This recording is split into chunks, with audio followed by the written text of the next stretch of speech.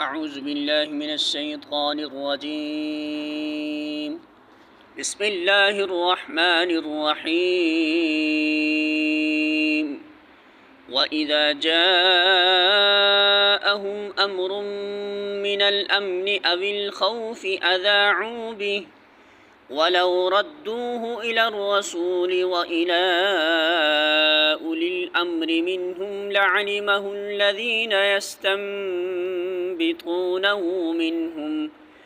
ولولا فضل الله عليكم ورحمته لاتبعتم الشيطان إلا قليلا۔ سورة النساء آیت نمبر 83۔ ترجمہ: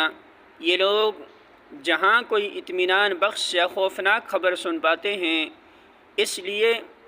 اسے لے کر پھیلا دیتے ہیں، حالانکہ اگر یہ اسے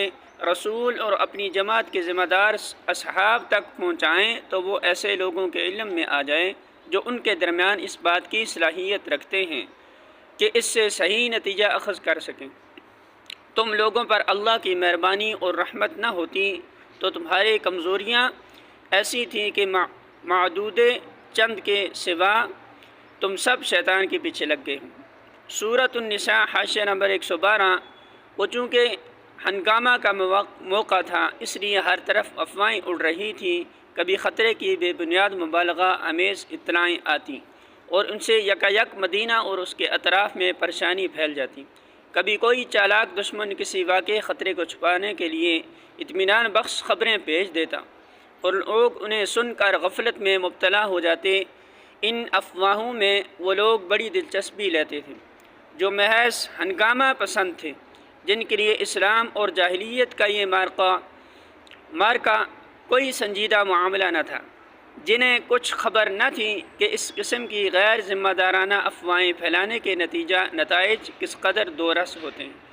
ان کے کان میں جہاں کوئی بھنگ پڑ جاتی اسے لے کر جگہ جگہ پھونکتے پھرتے ہیں۔ انہی لوگوں کو اس آیت میں سرزنش کی گئی ہے اور انہیں سختی کے ساتھ متنبہ فرمایا گیا ہے کہ افواہیں پھیلانے سے باز رہیں اور ہر خبر جو ان کو پہنچے اسے ذمہ دار لوگوں تک پہنچا کر خاموش ہو جائیں۔